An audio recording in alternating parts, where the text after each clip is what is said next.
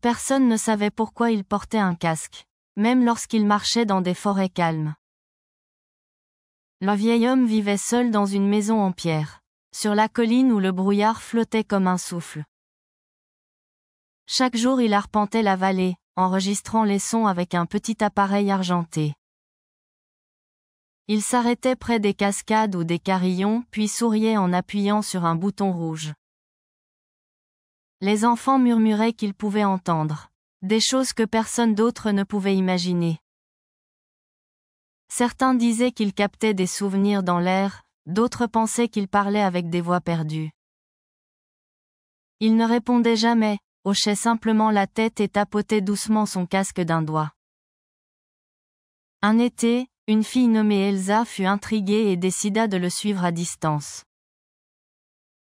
Elle se glissa parmi les buissons et les hautes herbes, en l'observant immobile sous un vieil arbre. Les oiseaux chantaient au-dessus, mais il les ignorait, approchant l'enregistreur des racines de l'arbre.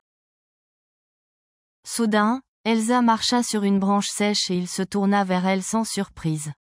« Tu les entends toi aussi ?» demanda-t-il doucement. Sa voix était plus chaude que prévu.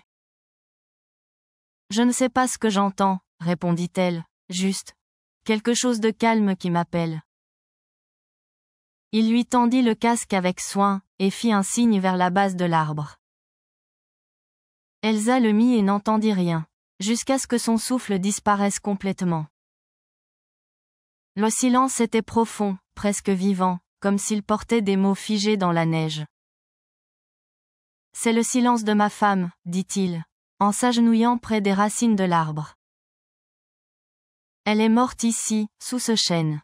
Il y a longtemps, et le silence est resté.